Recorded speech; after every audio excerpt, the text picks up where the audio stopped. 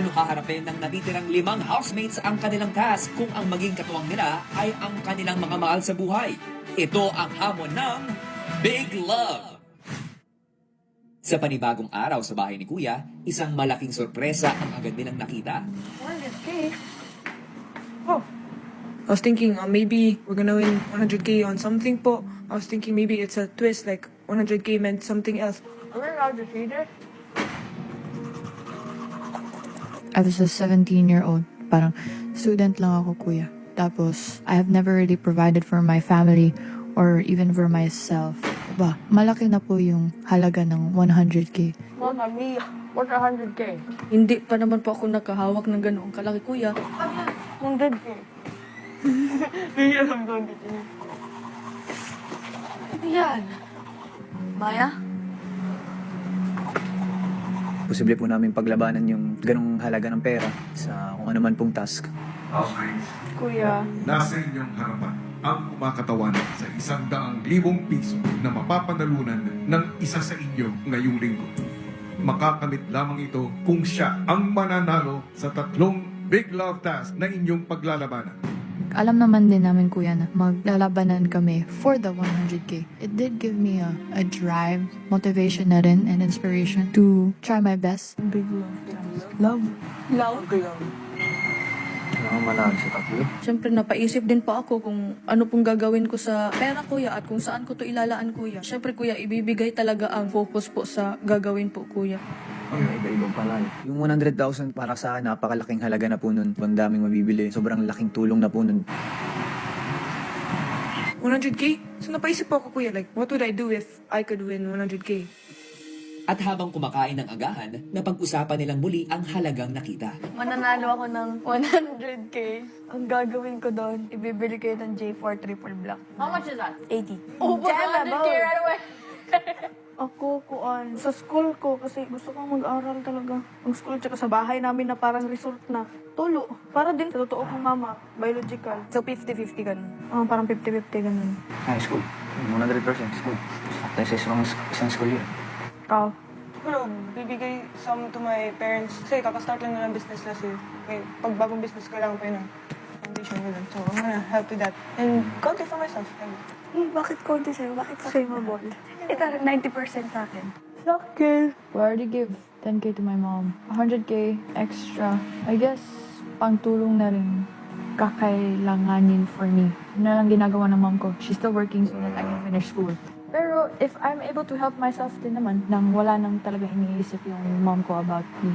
Yun naman sa akin, kaya ganun yung decision ko. Deserve ko yan, parang gift ko na yan for myself. If makuha ko yun, lahat yan, sa J4 na yun. Yung 20k, sa nanay ko na yun. I'm just gonna save it. If ever I win it, I'll save it. We're all gonna save it naman muna kasi. Focus siguro muna kung paano kunin ang pera. Malaki siya, malaking halaga, pero bakla, ubos yan isang araw. Malaki yun sa atin kasi anak naman tayo. Yeah. For me, Hindi natin masyado na aware sa mga going on.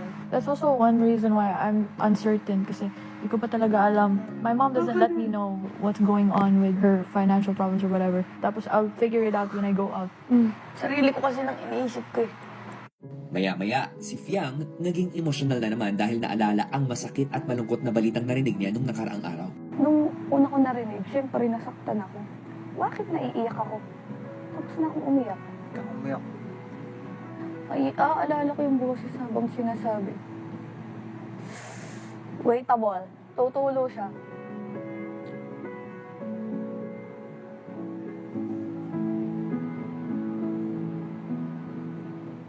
Hindi na siya kaya. Bakit ka kasi nagtanong?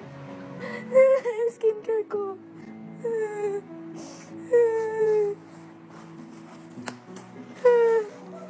Mas skincare.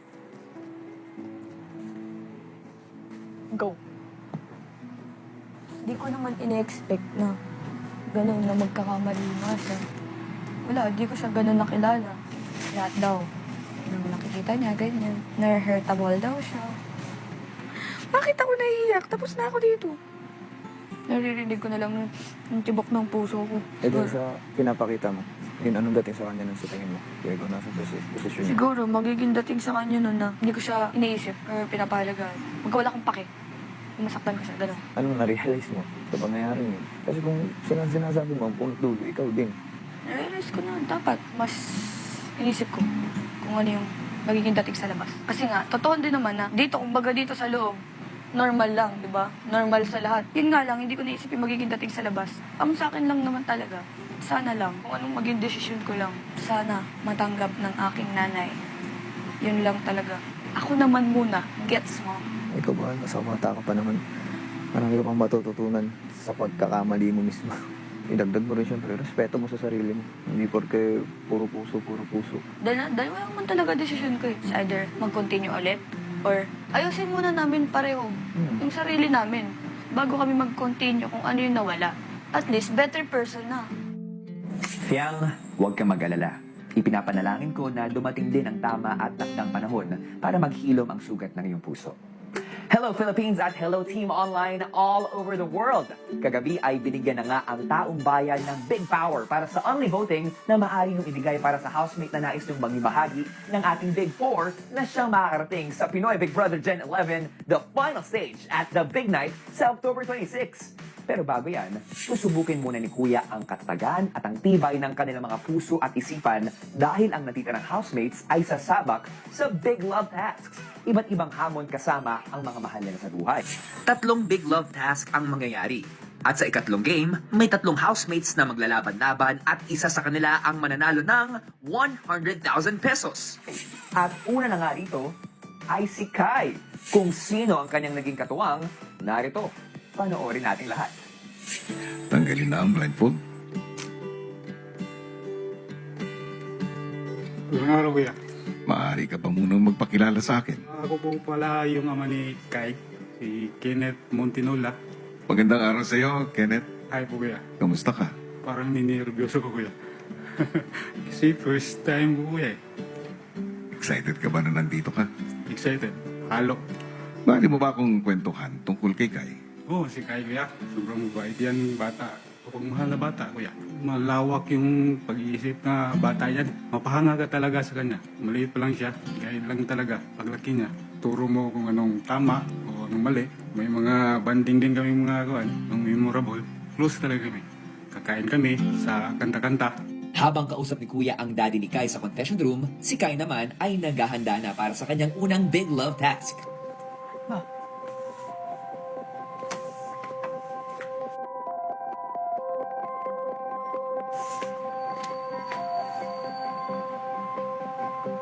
Ano ang pinagmamalaki mo kay Kai?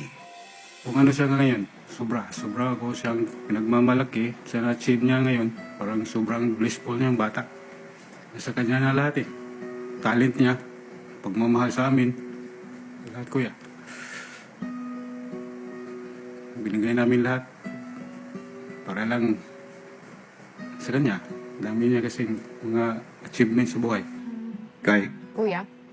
para sa iyong unang Big Love Task, isang tao mula sa outside world ang iyong makakatulong. Big Love ni Kai, pumasok ka na.